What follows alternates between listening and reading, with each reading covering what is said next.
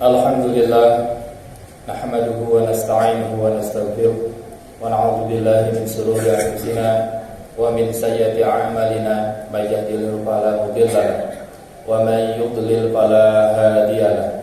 Asyhadu an la ilaha illallah wahdahu la syarika lahu wa asyhadu anna Muhammadan 'abduhu wa rasuluhu la nabiyya ba'dahu. Allahumma salli wa sallim wa barik ala sayyidina wa habibina wa syafi'ina wa maulana Muhammadin wa ala alihi wa sahbihi ajma'in. Amma ba'du, fa ya ibadallah, usikum wa nafsi bittaqwallah, faqad fazal muttaqun. Ittaqullaha haqqa tuqatih wa la tamutunna illa wa antum muslimun. Qala Allah Ta'ala fi kitabihil karim, a'udzu billahi minasy syaithanir rajim. Ya ayyuhalladzina amanu kutiba 'alaikumus syiyamu kama kutiba 'alal ladzina min qablikum la'allakum tattaqun. Wa qala aidan, ya ayyuhan nas kulu mimma fil ardi halalan thayyiban wa la khutuwatis syaitan innahu lakum 'aduwwum mubin. Sadaqallahul adzim. Hadirin sidang salat Jumat yang dirahmati Allah Subhanahu wa taala. Yang pertama-tama mari kita memanjatkan puji serta rasa syukur kita dengan syukur yang sedalam-dalamnya kepada Allah Subhanahu wa taala. Karena hingga detik ini Allah senantiasa masih mencurahkan berbagai macam nikmat-Nya kepada setiap diri kita. Dan yang terutama sekali tentu saja nikmat iman dan Islamnya kita. Dan yang tidak kalah pentingnya, nikmat yang paling fundamental dalam kehidupan kita sehari-hari adalah nikmat kesehatan. Sehingga alhamdulillah pada siang hari Jumat ini, hari ke-23 Ramadan, Allah senantiasa masih memudahkan, memberikan kita kesempatan untuk senantiasa melaksanakan semua kewajiban-kewajiban kita terhadapnya. Salah satunya adalah mendirikan sholat Jumat secara berjamaah, dan tentu saja ibadah pada Ramadan ini adalah saum kita. Selawat serta salam Allah limpahkan kepada junjungan kita Nabi besar Muhammad sallallahu alaihi wasallam, terhadap keluarganya, sahabatnya, pengikutnya, dan kita berharap dan sepenuh-penuh harapan bahwa kita termasuk di dalamnya. Dan kita berdoa dengan sepenuh-penuh pengharapan kita pada Allah Subhanahu wa taala, mudah-mudahan kita nanti di akhir akhir kita mendapatkan syafaat Nabi kita Muhammad sallallahu alaihi wasallam. Sidang Jumat yang dirahmati Allah Subhanahu wa taala, di dalam kitab I'anatul Talibin karya Muhammad Abu Bakar bin Muhammad Sabto Ad-Dimyati, ada sebuah kisah tentang sahabat Nabi yang bernama Abu Dujana. Abu Dujana ini salah seorang sahabat yang hidup bersama Nabi, ikut berjuang bersama Nabi, dan selalu sholat berjamaah bersama Nabi. Tapi Abu Dujana setiap selesai sholat subuh berjamaah, dia langsung pulang, tidak ikut berdoa dan berzikir bersama Rasulullah SAW. Begitu setiap hari. Dan Rasulullah memperhatikan. Dan pada suatu kesempatan Rasulullah menyempatkan diri bertanya kepada Abu Dujana, wahai Abu Dujana, kenapa setelah selesai sholat subuh denganku kau langsung pulang, tidak ikut berdoa bersamaku? Apa kau tidak punya hajat keinginan dunia ini? Disitulah Abu Dujana bercerita kepada Nabi kita Muhammad SAW bahwa Abu Dujana memiliki tetangga di rumah dan memiliki sebatang pohon kurma. Dan apabila pohon kurma itu berbuah, kalau malam hari buahnya itu rontok, dan di pagi hari berserakan di halamannya. Abu Dujana bersegera pulang dari sholat subuh berjamaah dengan Rasulullah adalah untuk mengumpulkan, mengambil, memungut kurma-kurma yang berserakan di halaman rumahnya. Karena apa? Karena dia khawatir nanti anaknya terburu bangun dan memakan kurma-kurma yang berserakan di halaman rumahnya, padahal itu bukan miliknya, milik tetangganya. Abu Dujana mengumpulkannya dan menyerahkan kepada tetangganya. Jadi itu yang dilakukan oleh Abu Dujana. Dan dari kisah itu juga terungkap bahwa Abu Dujana seorang yang sangat sulit keadaan ekonominya, dalam keadaan miskin. Bahkan anak-anaknya terkadang beberapa hari tidak makan. Pernah suatu hari Abu Dujana terlambat untuk pulang. Anak-anaknya sudah bangun dan memakan kurma-kurma yang berserakan di depan rumahnya. Lalu Abu Dujana memanggil anaknya, menyuruh memuntahkan makanan yang sudah dimakan oleh anak-anaknya. Mendengar kisah itu, Rasulullah SAW begitu terharu hingga meneteskan air mata. Begitu kuatnya, begitu gigihnya sahabat Abu Dujana menjaga dirinya dan keluarganya untuk memakan makanan yang belum jelas halalnya atau haram. Hingga Rasulullah membeli pohon kurma itu melalui Abu Bakar As-Siddiq, lalu dihadiahkan kepada Abu Dujana. Dari kisah ini bisa kita lihat bahwa begitu besar ketakwaan para sahabat dalam menjaga dirinya dan keluarganya dari memakan sesuatu yang haram. Karena memang begitulah Rasulullah mencontohkan. Rasulullah pernah suatu ketika mendapati cucunya itu Hasan ketika masih usia merangkak dan mendapatkan sebuah kurma di lantai. Namanya anak kecil, langsung saja dimasukkan ke mulutnya.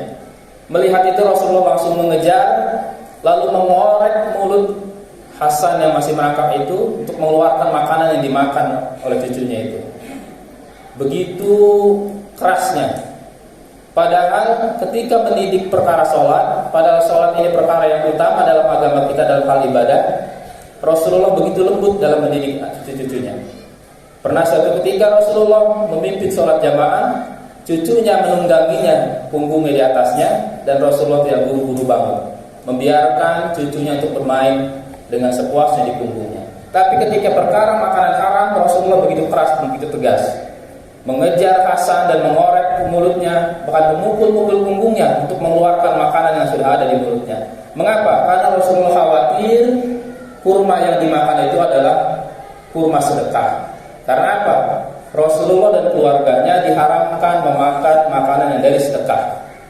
Haram bagi keluarga Nabi untuk memakan makanan dari sedekah, untuk menjaga cucunya dari memakan makanan yang haram. Begitupun Umar bin Khattab, begitupun Abu Bakar. Abu Bakar As-Siddiq pernah suatu ketika mengalami di masa paceklik dan kesulitan makanan di masa itu. Ada salah satu mantan budaknya yang membawa makanan. Karena dalam keadaan lapar, lalu Abu Bakar langsung saja meminta pada mantan budaknya itu. Langsung dimakan dan setelah selesai kenyang, Abu Bakar baru ingat, ini makanan dari mana?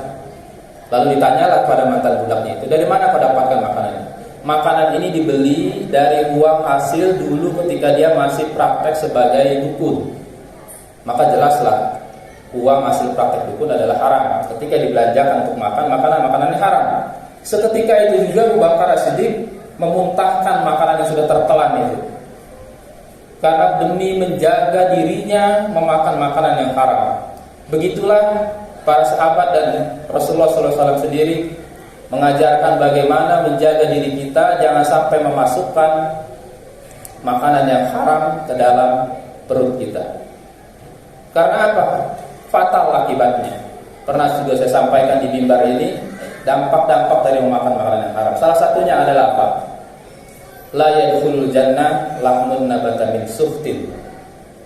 Diharamkan memasuki surga daging yang tumbuh dari diri kita ini yang tumbuh dari makanan yang haram. Betapa ruginya kita. Kaitannya dengan Ramadan. Ramadan adalah bulan tarbiyah, bulan pendidikan, bulan penggojlokan, membina diri kita agar menjadi manusia-manusia yang bertakwa.